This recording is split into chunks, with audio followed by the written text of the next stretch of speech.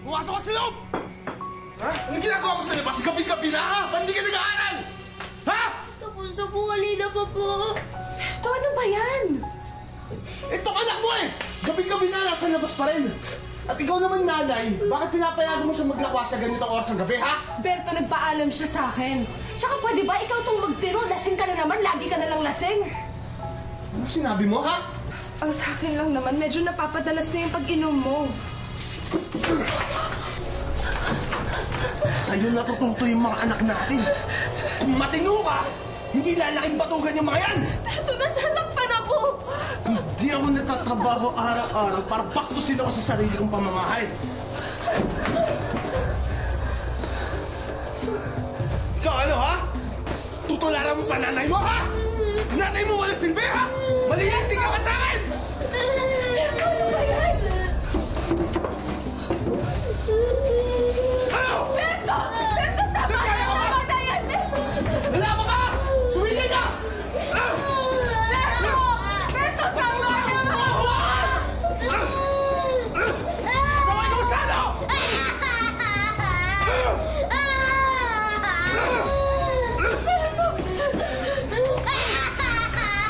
Sige! Tuloy mo! Magkakamatayan tayo!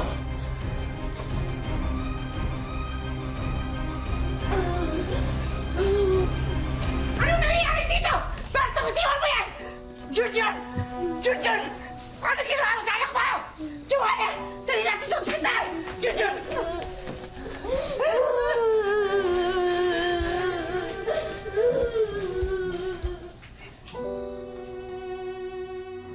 Madalas nalalagay sa peligro ang pamilya ni Joanne nang dahil lamang sa bisyo ng kanyang mister. Tuwing nakakainom daw kasi siya ng alak, madalas nasasaktan silang mag-iina. Ngunit ang kalupitan ng kanyang kabiyak ay isa lamang sa mga matitinding hamong susubok sa pamilya ni Joanne. May hangganan ba ang tibay at sakripisyo ng isang ina? Lalo na't kung buhay na ang nakataya? Magandang hapon po mga kapuso. Ito po ang wish ko lang.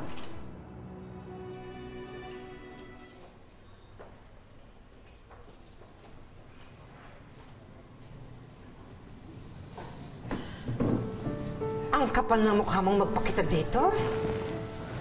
Ano? Nahimasmasan ka na? Tignan mo ginawa mo sa mag-ina mo. Nay, nakainom lang po. Nakainom? Gawain mo yun na mabuting asawa? Halos mapatay mo mag-ina mo? Nay, pwede ho ba kami nila ni Joanna mag-usap? Anong away mo kasawa? Tignan mo anak mo! Tignan mo! Minsan mo pang sakta ng anak ko. Ako na magpapakulong sa'yo.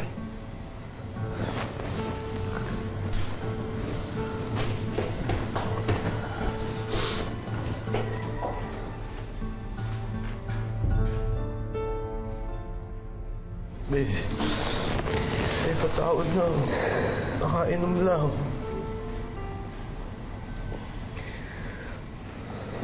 Hindi na maulit. Pangako. Pangako? Ganyan ka naman parate. Lagi ka na lang nangangako. Hindi na ako iinom. Patawad na. Patawad? Huwag kang humingi ng tawad sa akin. Humingi ka ng tawad dyan sa anak mo.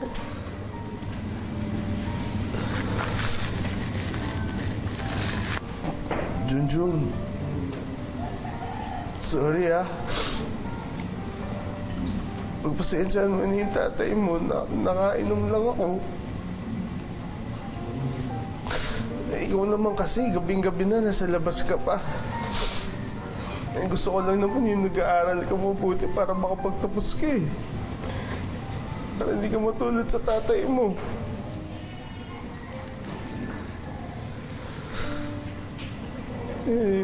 Tawad na.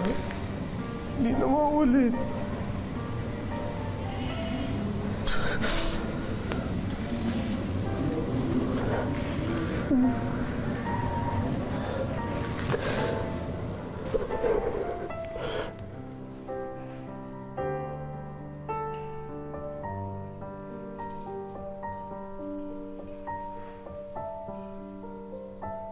Tagal eh.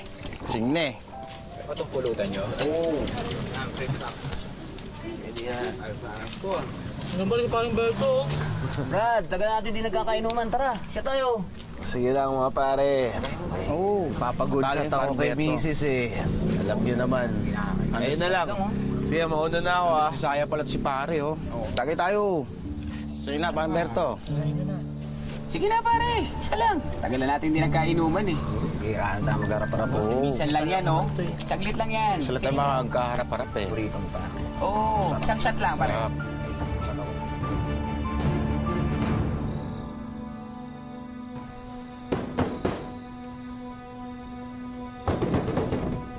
John! Buksan mo nga ang pinto! Leche! John!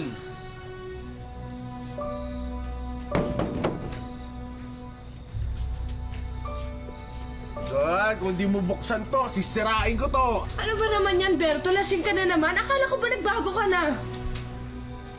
Kung di mo buksan tong pintuan to, mas lalo kang malilintik sa akin. Sige! Sige, subukan mo. Talagang ilalayo ko yung mga anak natin sa'yo. Ano, ha? Huwag na huwag mong ilalayo yung mga anak ko sa akin, ha? Kundi, makakamatayan tayo! Buksan mo to! Mga bata, gising mo na kayo. John!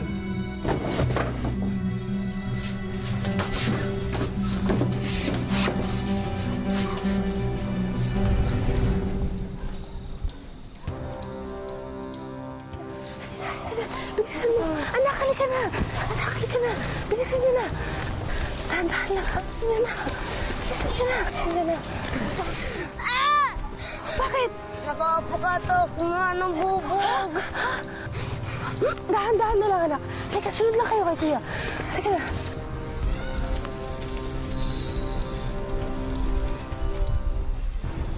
John! John! John! Dahan-dahan lang, ha. Yung mainit. John! Papatayin kita!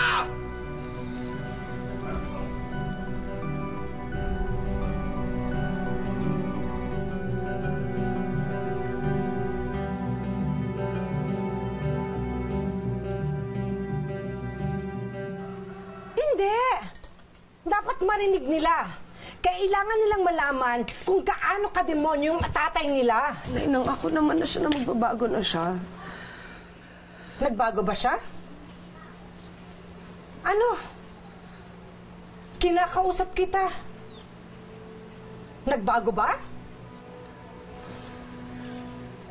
Joanne, yung asawa mo, habang buhay na yan na magiging lasinggero.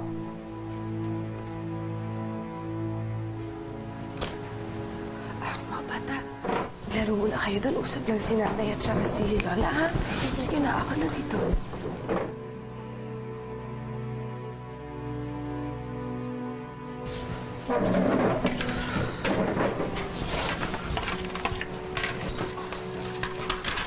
Anak, nakikiusap ako sa'yo. Hiwalayan mo na yung asawa mo. Alam mo, natatakot ako, Diyos ko. Baka isang araw, may mas mangyari sa inyong mag-iina. Nay, ayoko naman lumaki nang walang tatay yung mga anak ko. Kung ganyan naman yung tatay nila, mas nanaisin ko pa na lumaki yung mga apo ko na wala silang ama. Nay, natatakot ako. Paano kung hindi ko kaya? Paano ko papalakihin yung mga anak ko, ha?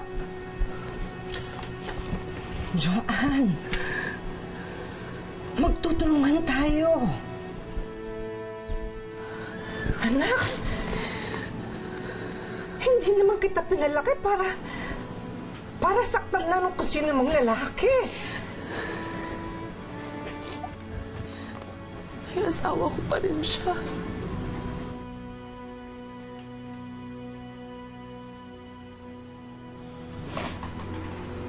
Magandang hapon, ho. Pwede ko bang makausap si Joanne?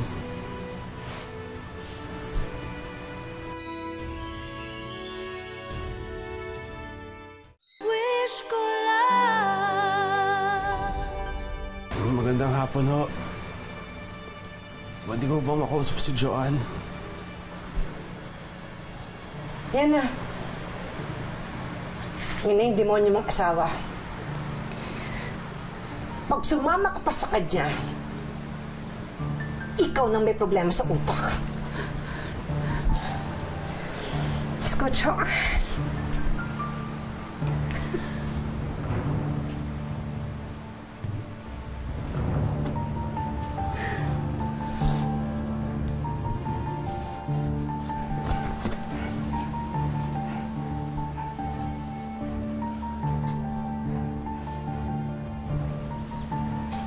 Huwag mo akong hahawakan. Hindi, pwede pa tayo mag-usap sa labas. Sige na.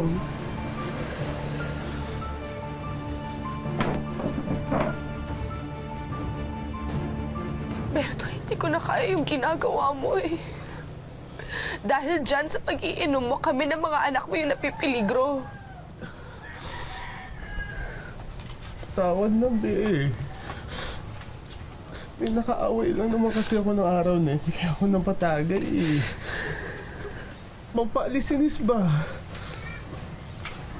Maayos naman tayo, di ba? Oo, maayos, oo. Uli ng ama kasi ke. Pero kapag nakakainom ka, yung masamang espiritu ng alak na yan, sinasapian ka eh. Be, hindi ko alam yung ginagawa ko. Alam mo yun. Ayun na nga. Hindi mo alam kung anong ginagawa mo. Hindi mo ba nakikita na sinasaktan mo kami? Hindi mo ba nakikita na ako sinasaktan mo ako, Berto? Ha? Dahil dyan sa ginagawa mo, sinisira mo yung buong pamilya natin. Pangako. Pangako. Ayan ka na naman sa mga pangako mo. Ilang beses na yan. May patawarin mo ako. Ngayon totoo na. Ngayon susubukan ko. Susubukan, Berto. Gawin mo. Gagawin ko. Pangako. Gagawin ko. Hindi na ako iinom ulit. Hindi ko kaya mawala kayo sa akin. Hindi ko kakayanin yun. Kailangan ko kayo. Mahal na mahal ko kayo. Huwag ka alis. Patawarin mo ako.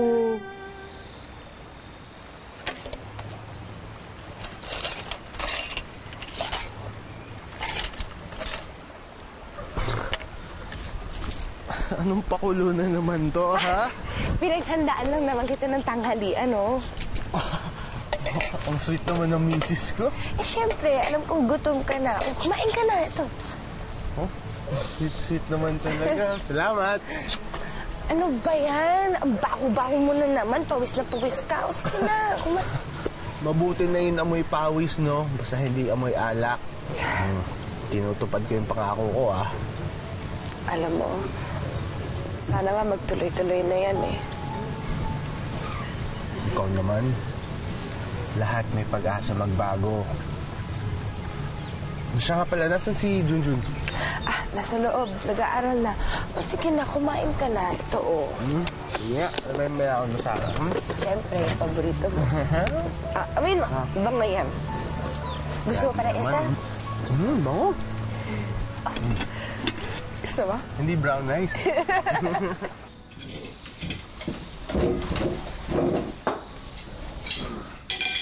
Sarap. Saan ka pupunta? Gabi na. Sa labas lang. Iinom ka na naman. Sus naman, no. Nangako na ako sa'yo, di ba? Hindi ako iinom. Bibili lang ako ng sigarilyo. Pabalik din ako agad, ha? Sige, ingat ka.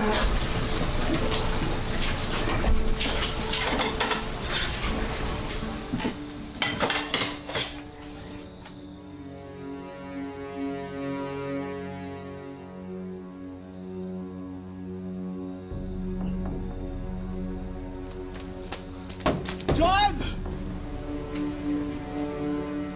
John! John! Ano ba yan? Nangako na siya eh. Joan, tulungan mo ako!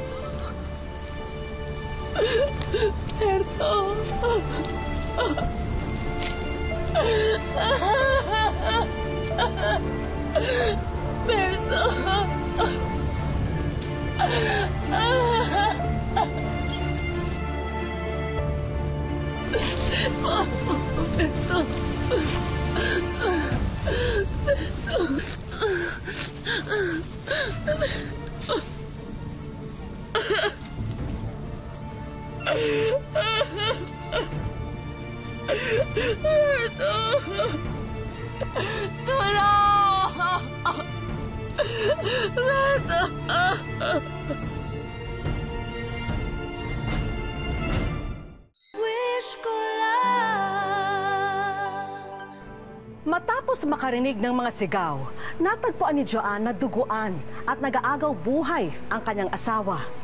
Ito na nga ang simula ng isa pang matinding kalbaryo na kakaharapin nilang mag-anak.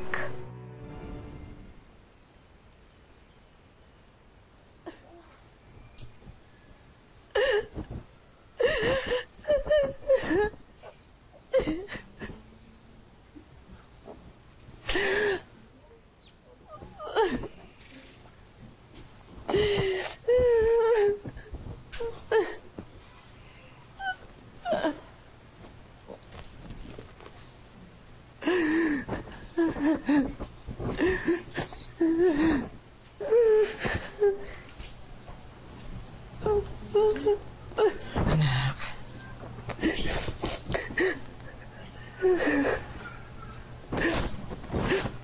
Tay, bakit ganito? Bakit nangyari ito? Kung kailan tahimik na yung buhay namin, bakit naman nangyari ito sa amin?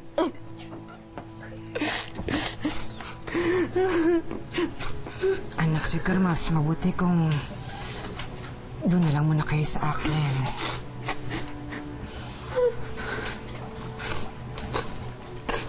Salamat, Tay, pero hindi ko lang maintindihan. Bakit sa amin nangyari ito? Kakayanin mo yan, ha? Kakayanin mo yan. Para sa mga anak mo.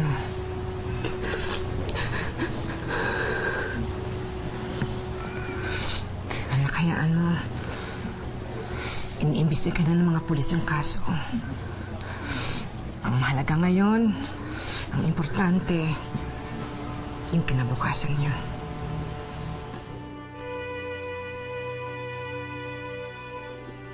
Mare, nakikiramay ako. May nagpabigay nga pala nito, oh. Abulo yata. Tsaka na, oh. Sige, maula na ako. Salamat.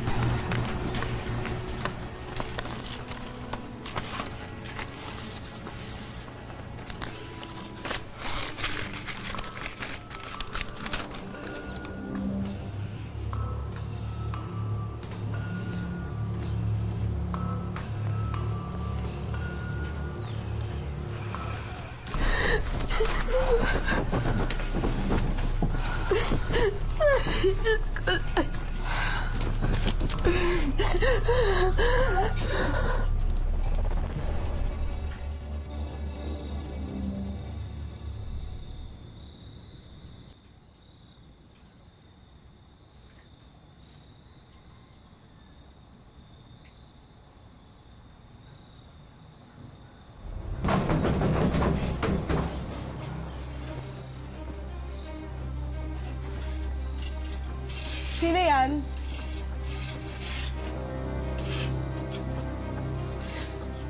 Sino yan?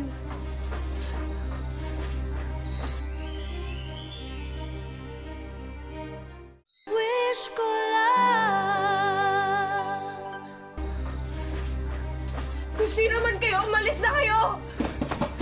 Kung Kung hindi kayo umalis, tatawag ako sa barangay!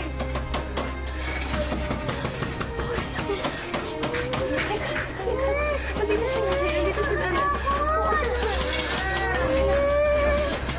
Tulong! Mga kapitbahay, tulong!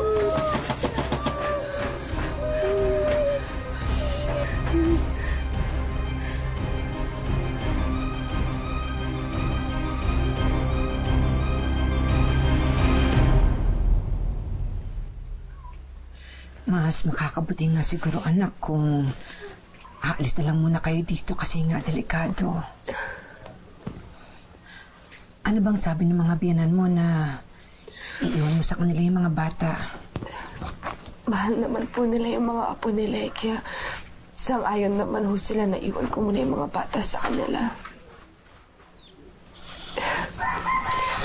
Pero Nay, hindi ko na alam kung ano yung dapat kong gawin. Lahat ng mga pangarap ko para sa mga anak ko, sa asawa ko. Ang gulo-gulo na ng buhay namin, Nay. Pati kayo natatamay na. Nay, sinisisi niyo ba ako?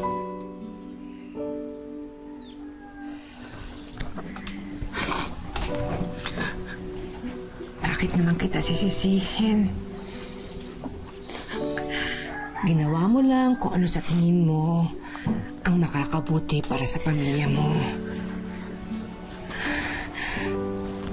Alam ko kung ano yung nararamdaman ng isang ina para sa mga anak niya. At alam ko rin kung ano yung mga tiniis mo para maging maayos, hindi lang si Berto, kundi ang buong pamilya mo. Alam mo, anak, ang kailangan mong gawin, maging matatag ka. Lalo na ngayon, mag-isa ka na lang para sa mga anak mo. Ha? Salamat, Nay.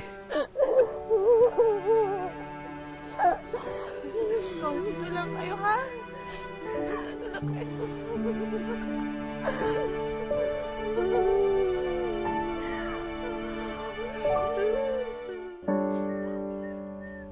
Sa bayan ng Labason sa Zamboanga del Norte, nakatira ang magkakapatid na Junjun, Janjan at Jongjong.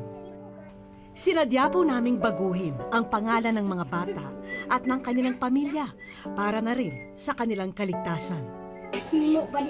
Sa loob ng 4 na taon, ang kanilang Lolo Jose at Lola Silvia ang nag-aruga sa kanila.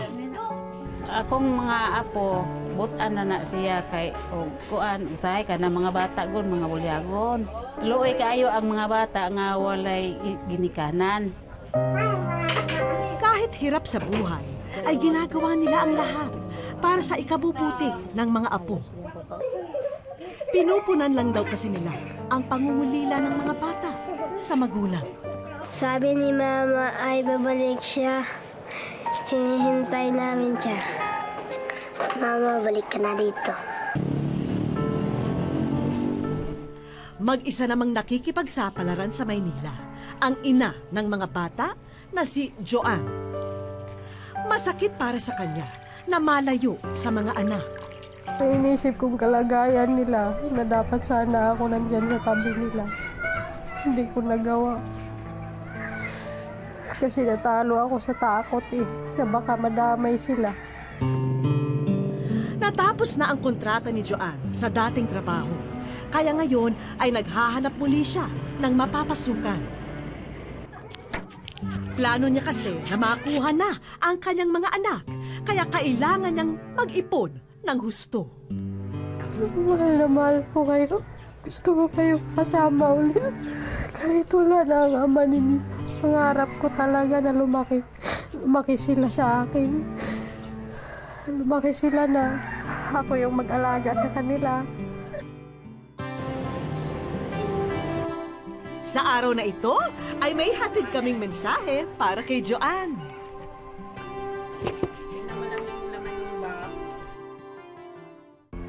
mauli na diri sa balay. Gusto ko magpulis para madakpan na ang gapatay ni Papa. Pag-uwi mo, bilhan mo ko ng laruan, makaon, ice cream, nilas. Miss na miss ko na rin sila. Tsaka gusto ko rin silang makita. Gusto ko rin silang mayakap. Kasi matagal ko na rin pinangarap na mangyari yung magkasama kami ulit. Wish ko lang maraming salamat po dahil binigyan niyo po ako ng pag-asa na matupad yung mga pangarap ko para mabuong muli yung pamilya ko na. Sinama namin patungong Zamboanga si Joanne. Pagkadating sa lugar, agad na dumiretso si Joanne sa kanyang mga anak. Hello, Jay. Naging mailap kay Joanne ang mga bata dahil na rin sa tagal ng panahon na hindi sila nagkasama. Kuyog mo na ako. Ano ba mama? Hindi na. Ano ba yun? Hindi na nga suri si mama eh. Ayaw na nga ni suri si mama. Hindi na, be. Pero maya-maya lang ay napawi na ang tampo ng mga bata sa kanilang ina. Salamat. Salamat, ma. Sa programa po na tumulong sa akin, maraming salamat po sa inyo kasi nabigyan po ng pagkakataon na makasama ko muli mga anak ko. Isinama namin ang mag-iina sa isang resort para makapag-bonding sila.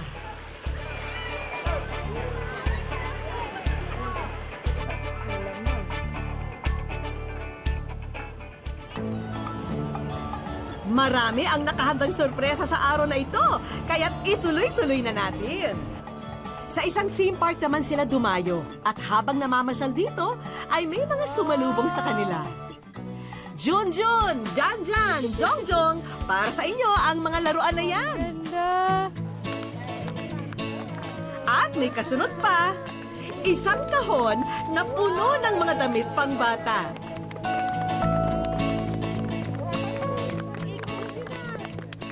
Sobrang saya po. Salamat po. Pwede ka na rin magsimula ng negosyo, Joanne. Sobrang saya ko po talaga. Maraming salamat po. Sa wakas, magkaroon na rin po ako ng pangkabuhayan. Maari mo na rin isabay ang pag-aaral dahil merong scholarship training na para rin sa'yo. Hindi lamang yan, may pahabol pa. May siguradong trabaho na ang naghihintay sa'yo, Joanne. Hindi ka na muling mahihirapan sa paghahanap ng mapapasukan. Sobrang saya ko po talaga. Ito po yung pinakamasarang araw sa buhay ko na nakamit ko. Yung mga pangarap ko na akala ko hindi magkatotoo. Lungkot man ang bumabalot sa kanilang pamilya noon. Ngayon, maaari na silang bumuo ng bago at masasayang alaala. Ipinamalas ni Joanne na walang hindi kayang gawin ang isang ina. Mapabuti lang ang buhay ng kanyang pamilya. Dasal namin na sana ito na ang simula ng katahimikan na matagal-tagal nang inaasam ng mag-iina. Hanggang sa susunod na Sabado mga kapuso, ako po si Vicky Morales at ito ang Wish Ko Lang.